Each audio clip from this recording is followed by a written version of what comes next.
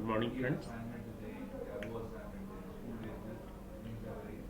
कल तक हमने टोपोलॉजीज़ के बारे में समझा। हमारी जो लास्ट मैंने जितनी भी वीडियोस बनाई हैं आप देख रहे होंगे कि पार्ट 4 तक कवर्ड है। उस सब में आपको मैं बेसिक कॉन्सेप्ट्स दे रहा हूँ जिसमें टोपोलॉजी तक कल कवर हुआ था। आज हम बात करेंगे कैटेगरीज ऑफ नेटवर्क की। ठीक है, हमने टोपोलॉजी समझ लिया, टोपोलॉजी समझ के नेटवर्क का स्ट्रक्चर समझ लिया। अब उस स्ट्रक्चर के बेसिस पे किस तरह के नेटवर्क डेवलप होंगे, उस नेटवर्क डेवलपमेंट की अगर हम बात करें तो वैसे केस में आपके स्क्रीन पे दिख रहा होगा कि बेसिकली 3 टाइप्स के नेटवर्क, एक लैन, मैन एंड वैन। मे बी आप इससे थोड़ा अवेयर भी होंगे। अब मैं अगर लैन की बात करूं तो लैन का मतलब क्या होता है? लैन का मतलब होता है लोकल एरिया कनेक्शन। ठीक है, लोकल एरिया नेटवर्क जिसमें आपको 2 पीसी भी हो सकते हैं, 2 से ज़्यादा पीसी भी हो सकते हैं। इस तरह का नेटवर्क आपको देखने को एक छोटे ऑफिस में भी मिल सकता है। एक छोटा सा कैफेटेरिया है जहाँ पे कैफेटेरिया कह रहा हूँ, एक छोटा सा साइबर कैफ़े है। जो साइबर कैफ़े के अंदर में जो उसमें एक साइबर कैफ़े के ओनर ने जो है 8-10 पीसी लगा के रखी है। एक छोटा सा प्रिंट आउट करने वाला एक छोटी सी शॉप है जिसने 2 कंप्यूटर लगा के रखा है। या फिर हो सकता है पूरी की पूरी बिल्डिंग भी, एक बड़ा ऑफिस जहाँ पे 150 कंप्यूटर्स हों, पूरी बिल्डिंग की ऑफिस, ये भी लैन हो सकता है। कुछ जगहों पे आपको लैन के बारे में डेफिनेशन मिलेगा कि एक ऐसा नेटवर्क जो कि 3 to 5 किलोमीटर के रेंज में हो, अप टू 3 to 5 किलोमीटर। बट एक्चुअल में मेरे अकॉर्डिंग मैं जो समझ पाया हूँ अभी तक, लैन का मतलब होता है भाई लोकल एरिया कनेक्शन या नेटवर्क जो भी बोल लें। हाँ, जिसमें आपको एक छोटे एरिया में मल्टीपल नोड या फ्यू नोड्स कनेक्ट किए जाते हों जिससे कि वहाँ के नेटवर्क में डेटा का ट्रांसमिशन हो सके। This is the actual full form of LAN is local area network. मैं कनेक्शन वर्ड इसलिए यूज़ करता हूँ क्योंकि हम नेटवर्किंग वाले लोगों को जो नेटवर्किंग को समझ रहे हैं अक्सर हम माइंड में एक ही आता है, भैया कनेक्टिविटी कैसे हो, क्या connect. That's why I have used word connection. कोई नहीं। अब हमने जो कनेक्शन किया वो छोटे से नेटवर्क के लिए किया तो वो लैन कहलाया। लेकिन अब इसी का एक दूसरा टाइप आता है मैन, मेट्रोपॉलिटन एरिया। नाम से ही थोड़ा सा काम क्लियर है कि ऐसा नेटवर्क जो एक बड़ी सिटी में है एस्टैब्लिश्ड। यहाँ पे एम, मैन में एम है, M means metropolitan, that's why I have mention large city means metropolitan city, but it's not necessary कि that should be metropolitan because हो सकता है एज अ मेट्रोपॉलिटन ना हो बट नेटवर्क उतना बड़ा हो। तो जो काफ़ी बड़े शहर में फैला हो, काफ़ी दूर तक फैला हो, that is known as MAN. अब वो ऊपर आप लैन देख रहे हैं, मैन देख रहे हैं, तो लैन में जनरली क्या है, जो हम लोग कल बात कर रहे थे स्टार टोपोलॉजी, तो स्टार टोपोलॉजी बेस्ड नेटवर्क ही मोस्टली लैन होता है। लेकिन मैन जब लॉन्ग डिस्टेंस हो दो नेटवर्क के बीच में या काफ़ी ज़्यादा नेटवर्क हो, तो वैसे केस में इन नेटवर्क्स के बीच में कनेक्टिविटी भी तो होनी चाहिए। तो कनेक्टिविटी के लिए कल जो स्टार टोपोलॉजी में बता रहा था वो तो हमेशा ही नेटवर्क का छोटा या बड़ा पार्ट होता ही है। साथ में जो मल्टीपल नेटवर्क होते हैं उनकी कनेक्टिविटी के लिए मैन जैसे बड़े शहर में फैले हुए नेटवर्क में जो है वो फाइबर केबल का यूटिलाइजेशन है। अब हम बात करें वैन की। वैन भी लार्ज एरिया में, ये कंट्री वाइज हो सकता है। कंटिनेंट वाइज हो सकता है, वर्ल्ड वाइड हो सकता है, पूरे वर्ल्ड वाइड। कोई नेटवर्क जो कि काफ़ी बड़े एरिया में फैला, जैसे एग्जांपल के लिए आप देख रहे हैं, मैंने मेंशन किया हुआ है इंटरनेट, वर्ल्ड वाइड कनेक्टिविटी, किसी कंट्री का अपना सिक्योरिटी सिस्टम, डिफेंस पूरी कंट्री में फैला है, उसके लिए ऑब्वियस ही बात है कि होना भी चाहिए। That is also that also can be an example of that. But when कहते ही माइंड में एक ही चीज़ आता है, इंटरनेट।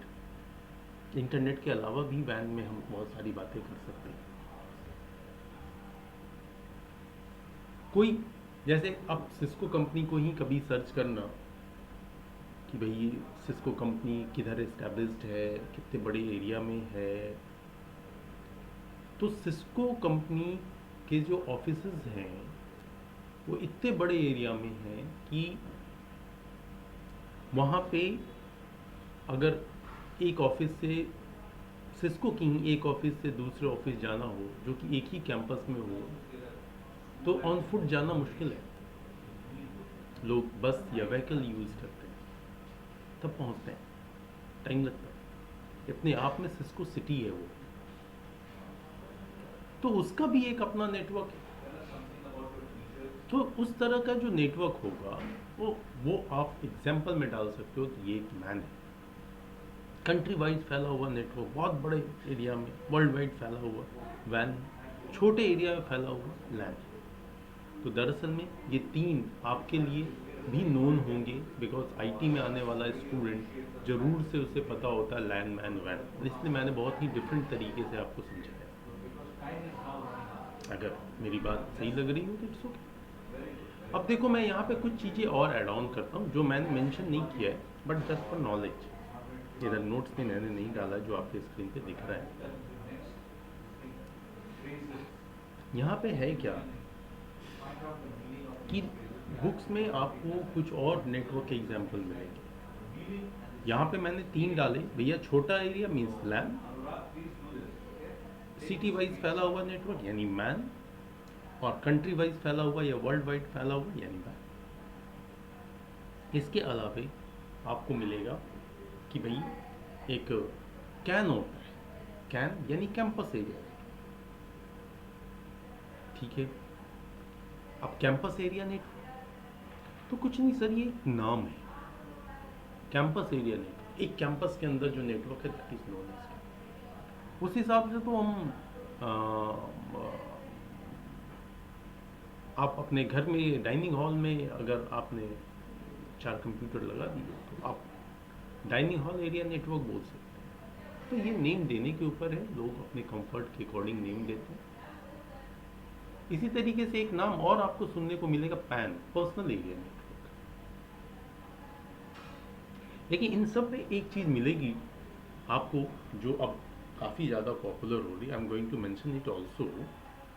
हाँ, वो क्या है कि आपको वो टर्म में डाल दूं, वो है शैन। सैन यानी स्टोरेज एरिया नेटवर्क,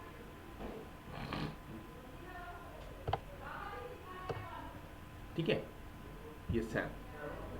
अब इसकी बात करूं तो सैन में हम किस तरह की, मतलब किस तरह की चीज़ों को समझेंगे। तो देखिए, आज के डेट में कोई भी नेटवर्क हो या कोई भी आईटी इंफ्रास्ट्रक्चर हो, उस आईटी इंफ्रास्ट्रक्चर को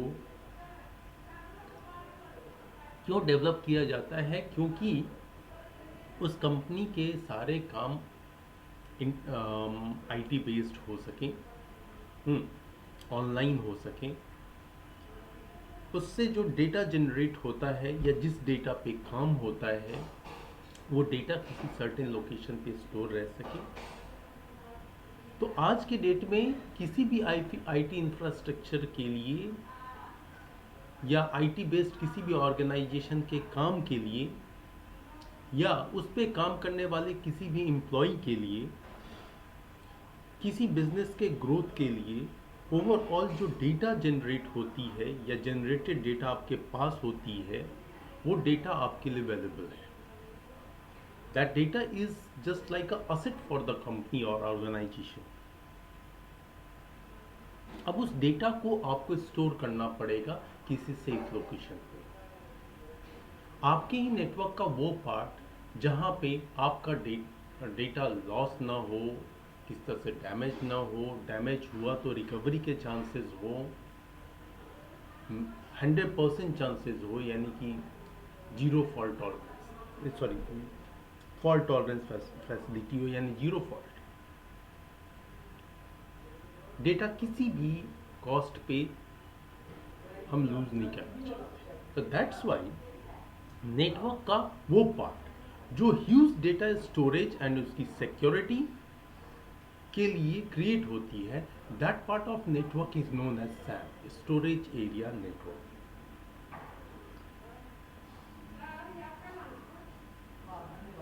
गेटिंग माई पॉइंट? तो a network that is created to store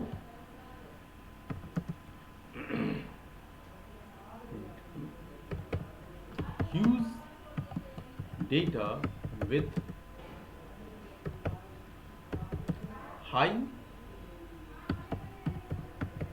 security and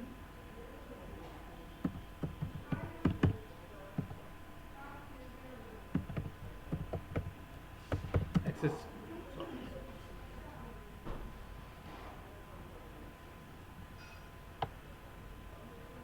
What's wrong here? Nothing. I'm just going to check.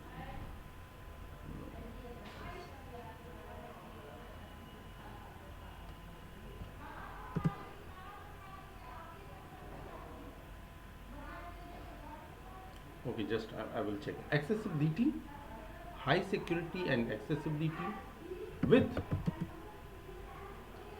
no any fault.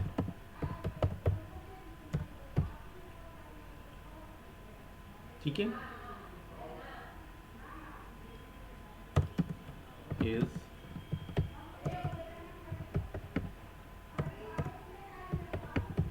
known as SAN, storage area network.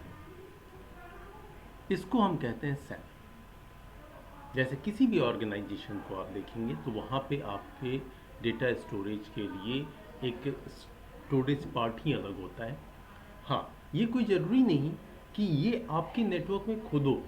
आज का जो time है वो cloud based चल रहा है, तो अब लोग जो है वो डेटा अपने लोकल नेटवर्क में ना रख करके और इसे क्लाउड पे ट्रांसफ़र कर देते हैं. यानी कि वो एक क्लाउड कहने का मतलब, यहाँ पे शॉर्ट समझाऊंगा मैं. क्लाउड कहने का मतलब एक ऐसा स्टोरेज लोकेशन जहाँ पे ढेर सारा डेटा स्टोर किया जा सकता है और उस स्टोरेज से हम ऑनलाइन लिंक हो सकते हैं.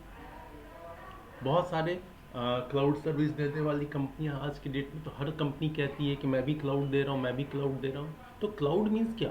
क्लाउड का मतलब होता है उन्होंने एक ऐसा इंफ्रास्ट्रक्चर डेवलप किया हुआ है जिस इंफ्रास्ट्रक्चर में आपको ह्यूज डेटा को स्टोर कर सकते हैं, काफ़ी हाई स्पीड या high speed data transfer rate से आपको अवेलेबल भी करा सकते हैं. आपकी डेटा की सिक्योरिटी भी होती है.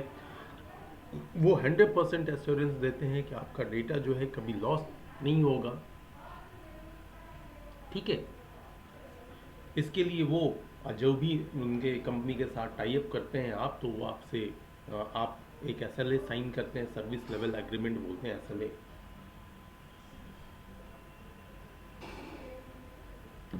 ठीक है, तो वो तो क्लाउड की बात होगी. लेकिन अगर यही चीज़ हम थोड़ा सा छोटे लेवल पे अपने नेटवर्क में करें, तो अपने नेटवर्क का वो पार्ट जहाँ पे हम ह्यूज डेटा स्टोर करेंगे, that will be known as SAN, storage area network. Okay, अब हम लोग आगे बढ़ते हैं.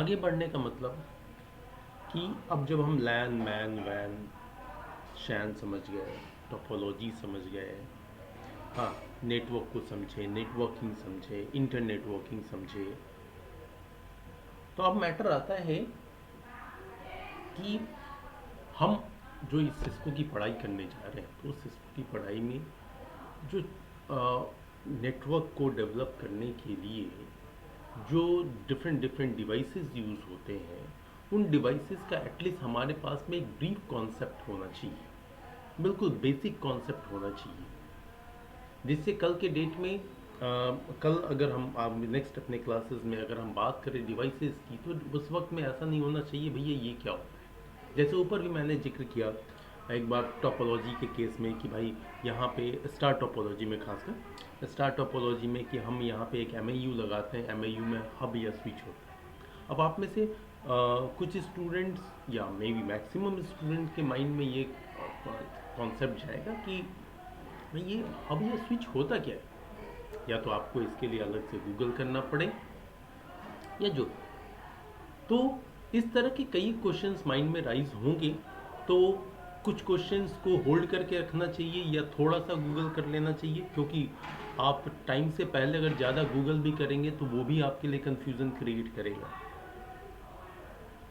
तो देखिए डिवाइसेस में हम किन डिवाइसेस को पढ़ेंगे, बिल्कुल बेसिक कॉन्सेप्ट से चलेंगे। कुछ कुछ पॉइंट्स में इधर डाला हुआ है।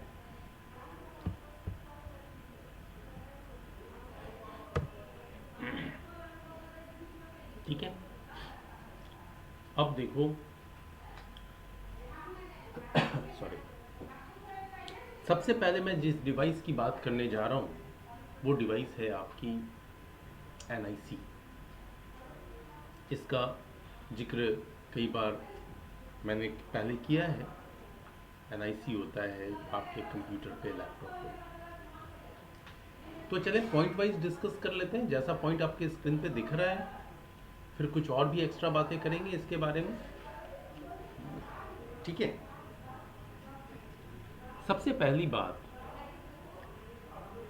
एक चीज यहाँ पे थोड़ा सा रॉन्ग मेंशन है।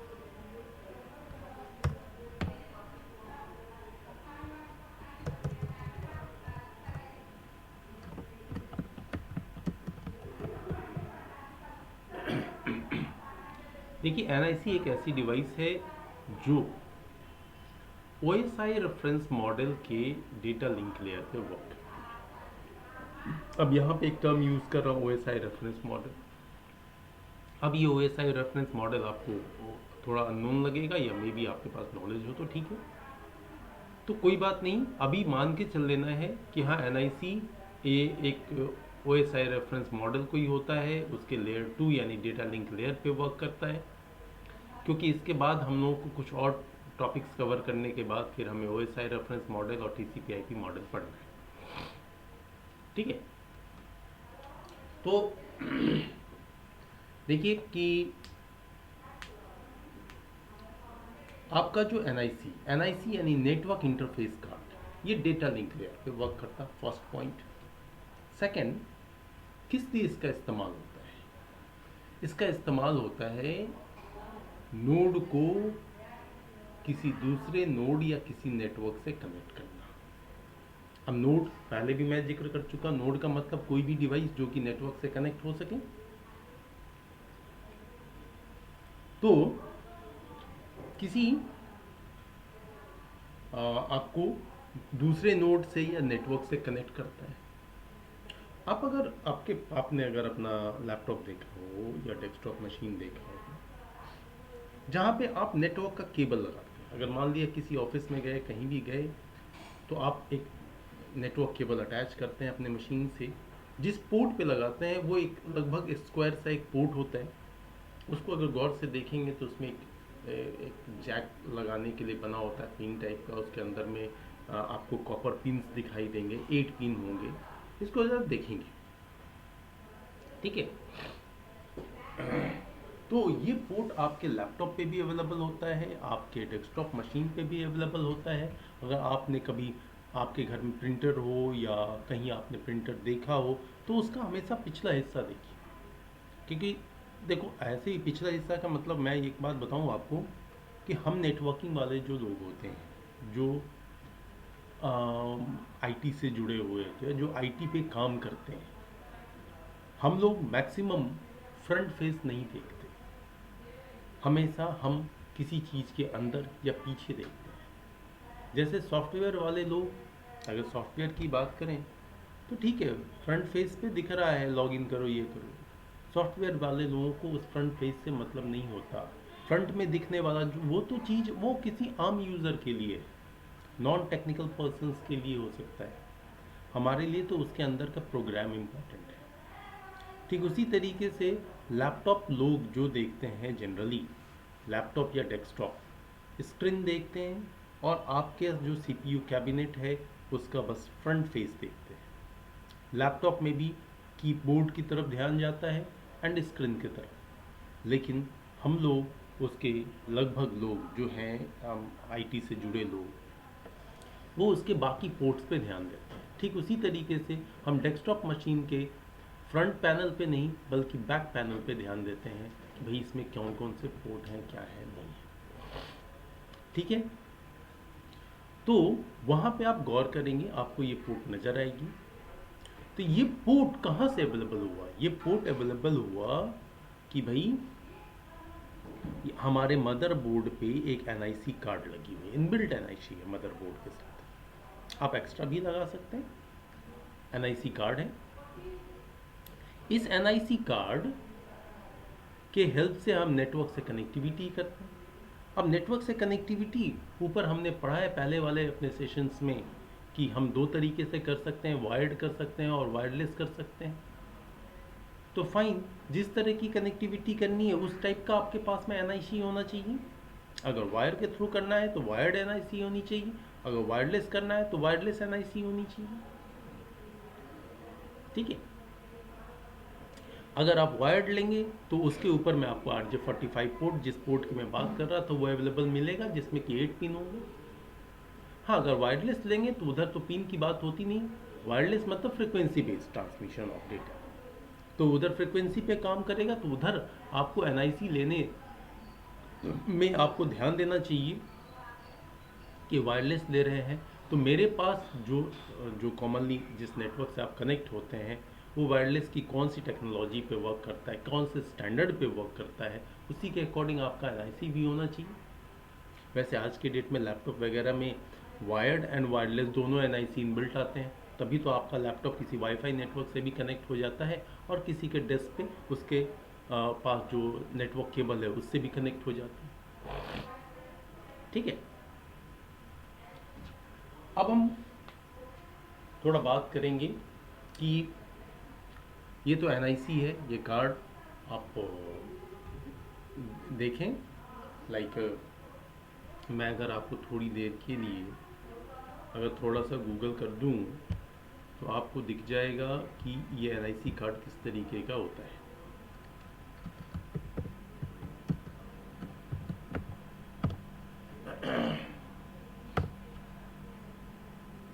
सी दिस, ये आपके एनआईसी कार्ड है। हाँ, डिफरेंट शेप एंड साइज के आते हैं। ये देखिए, यही RJ45 पोर्ट है। इधर आते हैं जरा सा, लाइक दिस। ये एनआईसी कार्ड, यही RJ45 पोर्ट है जिसकी मैं बात कर रहा हूँ। यहाँ पे इसी तरीके से नीचे साइड में नोच बना हुआ है, जहाँ पे आप केबल जब कनेक्ट करते हैं तो उसके आगे जो एक वाइट कलर का कनेक्टर लगा होता है, that connector is RJ45 connector. तो वहाँ पे RJ45 कनेक्टर इधर इंसर्ट करते हैं और इसके अंदर वाले पार्ट में मैं देखता हूँ, जस्ट कोई पिक होगा तो मैं आपको दिखाऊंगा कि इसका अंदर का हिस्सा कुछ नज़र आए। आई थिंक सी दिस, ये देखिए, ये स्लाइटली पिक्चर है। वैसे ये लंबे लंबे वायर होते हैं, ऐसे ऐसे लंबे लंबे होते हैं। यहाँ पे ये अंदर वायर दिया हुआ है। हाँ, तो ये खैर ये डबल पोर्ट वाला एनआईसी है। तो यहाँ पे आपको इस तरीके से 8 पिन होंगे। अगर इन्हें आप प्रॉपरली काउंट करेंगे तो यहाँ पे 8 पिन आ जाएगा, 8 पिन की मिलेगी। ठीक है, तो ये आपका एनआईसी कार्ड है। ये एक्सटर्नल कार्ड है, मदरबोर्ड पे इनबिल्ट कार्ड नहीं हो, तो मदरबोर्ड पे ही होता है, उससे सिर्फ आपको पोर्ट दिखाई देता है, सिर्फ पोर्ट जो कि आप बाहर से कनेक्ट करते हैं। अगर एक्स्ट्रा कार्ड लगाते हैं तो इस तरह के कार्ड लगाते हैं। ये मैं सिर्फ ये पिक्चर मैं आपको सिर्फ और सिर्फ पोर्ट दिखाने के लिए दिखा रहा हूँ। ओके, चलिए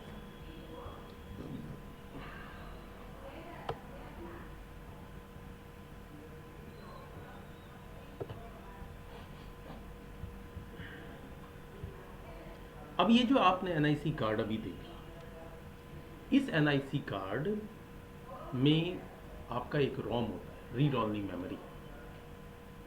ये रोम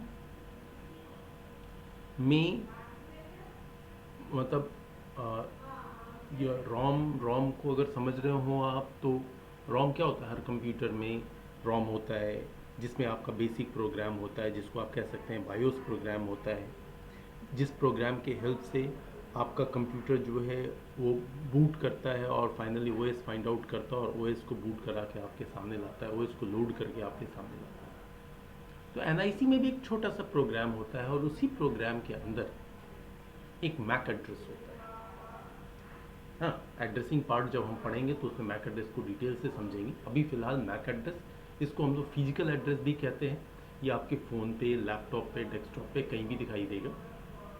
मैंने लास्ट टाइम आपको एक कमांड बताया था, NCPA, sorry not NCPA, like वो कमांड कुछ इस तरीके से थी जो कि कमांड प्रॉम्प्ट पे चलाना था।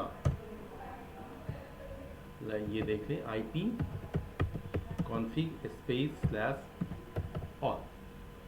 आप ये कमांड जब हिट करते हैं तो आपको आपका फिजिकल एड्रेस दिखाई देगा। तो फिजिकल एड्रेस आपका अवेलेबल होता है इसी रोम पे।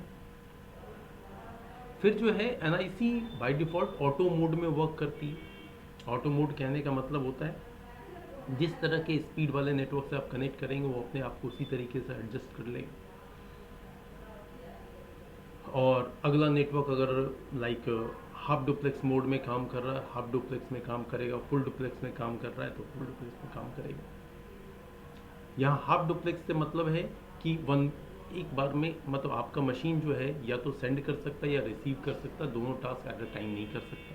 बट फुल डुप्लेक्स मोड में दोनों टास्क एट अ टाइम होते हैं। ठीक है, तो ये तो इन्फॉर्मेशन थी आपके आईसी के बारे में। अब कल के आज हमने लैन, मैन, वैन, सैन और एनआईसी इनको समझा। अब कल हम समझेंगे हब, स्विच एंड आगे जो डिवाइसेस हैं वो। तो thank you very much, thanks for